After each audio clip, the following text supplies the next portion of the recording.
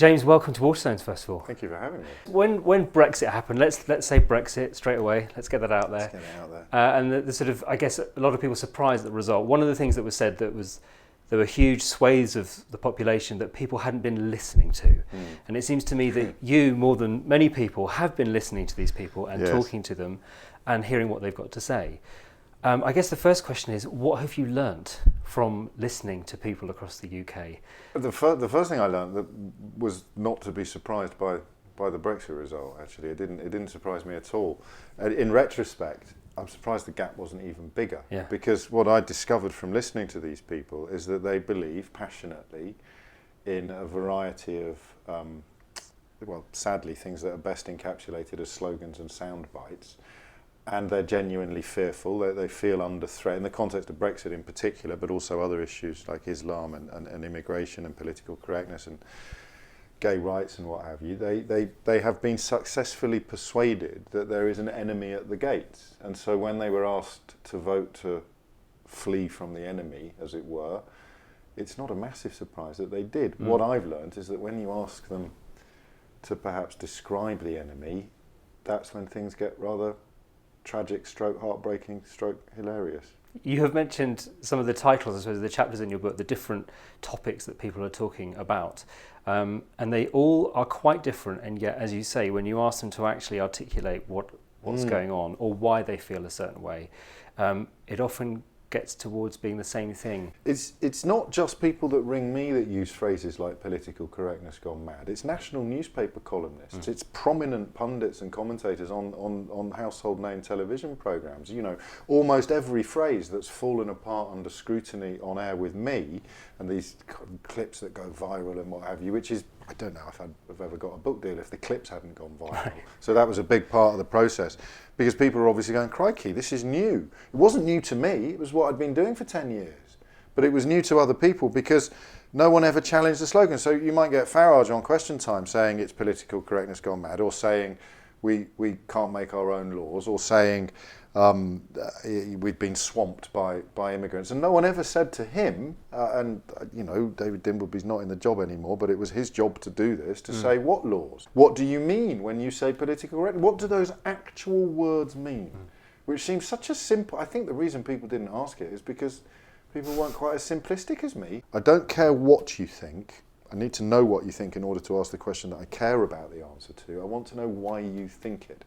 And the second thing was even simpler than that. What do you mean when you use those words? That's most pertinent in the context of something like political correctness. Some beautiful exchanges with people who end up saying, well, I suppose political correctness means being polite and trying not to be offensive. And I say, well, but you rang me up to say that was a bad thing. I love those moments. But also with words like Muslim, or even migrant. What do you mean when you use the word? Because we've allowed them to become catch-all terms for a variety of interpretations and realities, and that's another part of the reason why people have ended up furiously committed to positions that don't stand up to scrutiny, and that's just weird. People will have seen, as you say, the clips that have gone viral, and what they often see is somebody phoning up and sort of you either giving them enough rope to hang themselves, or to sort of, to hit them with some facts and to sort of sometimes occasionally look a bit stupid. Yes. And I guess the worry there is that there's this idea that you're punching down rather than punching up. But you make clear in your book that what you're trying to do is to, as you say, find out why is it that you believe this, to work out who the real problem is here. And I guess the real question is, at the end of that, who is the problem? Who is stoking this hatred? And you identify at least one or two areas where we should be looking like the mainstream media, I guess, in some cases. What the media did was commoditise callousness and cruelty, and when you opened up your Daily Mail under Paul Dacre's editorship, it was putting immense amounts of effort into terrorising you, to make you terrified of the European Union, to make you terrified of Brussels, to make you terrified of Romanians, terrified of Muslims, terrified of immigrants, terrified of... because it sells. There's a line I use tirelessly on air. I've had to ration myself because it sums up everything for me. Because I'm in a business, and I, by accident, have ended up doing quite well professionally, selling tickets for the Speak Your Weight machine. I do, as you say, hit people with facts. I ask them to explain themselves. I deal in provable evidence-based. I get stuff wrong, but I try to deal in provable evidence-based phenomena. The people over there, the people working for Fox News, who are making millions and millions and millions of dollars, or the Daily Mail columnists, or the Sun columnists and editors, they're selling tickets for the ghost train. Ghosts don't exist, but people will still pay to be frightened. Unfortunately, they end up believing that ghosts exist, so when someone comes along and says, I am the only person that can deliver you from these ghosts, they do unsurprisingly well in the polls. It doesn't mean that ghosts suddenly exist. You do mention George Orwell in the book, and there is something about, as you say, people are able, it seems, to say contradictory things, one thing one day, another thing the next, and people don't care. Nobody in America seems to care about the fact that Trump seems to lie on a daily basis. But he gets that, doesn't he? He could, that line in Orwell near the end about they were told to ignore the evidence of their eyes and ears. It was the party's final, most terrible command. I don't know about you, but I didn't read that as a warning. I didn't really understand what dystopia meant.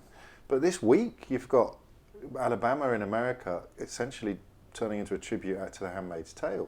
And you remember that what Orwell meant was exactly what Donald Trump said in the run-up to the election, when he said that I could shoot someone on Fifth Avenue and not lose a single vote. And then you have Kellyanne Conway introducing the phrase alternative facts into public discourse, which is a euphemism which means lies. And then you had Donald Trump saying, not long ago, about 3 months ago, at one of his ludicrous rallies, actually telling people not to believe what they're seeing. Don't believe what you're seeing. Believe what I'm telling you.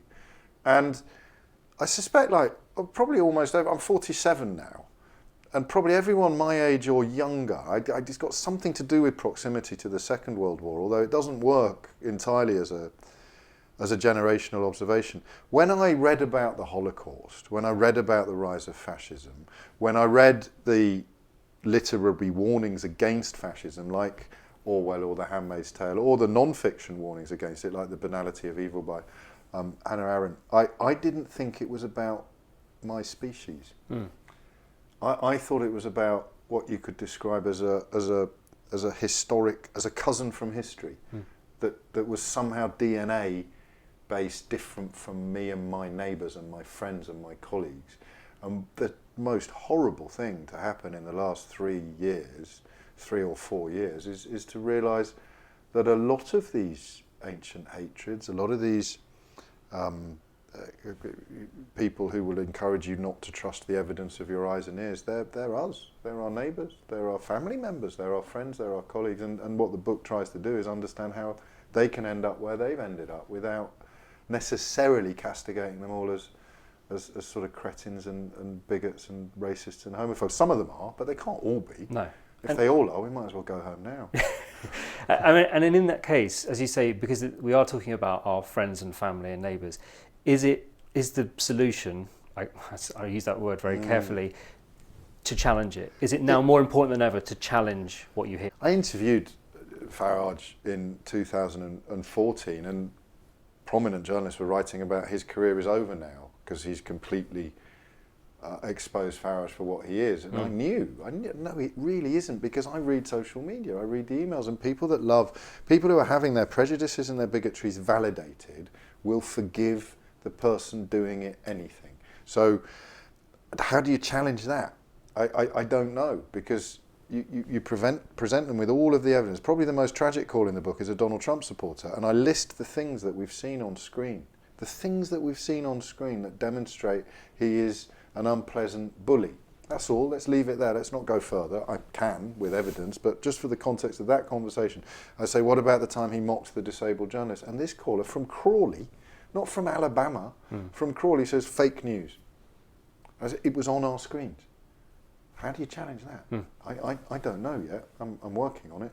I'll have to get back to you. That will be in book 2. You it just might give us be, the answers. Although who can write a book at the moment? Every time I delivered a bit of an update for the paperback edition of How to Be Right, and almost as soon as I press send, in the context of Brexit, the bloody goalposts moved again. It's quite ridiculous, almost impossible. But you've got to publish it at some point. Indeed. Well, we will get this interview out as soon as we can. But I know it's already out of date. It's already tired. It's already old. But I know text updates, whatever. Yeah. But no, James, it's great to read your book and to talk to you about it in a bit more detail. So thank you so much. Well, thank you very much.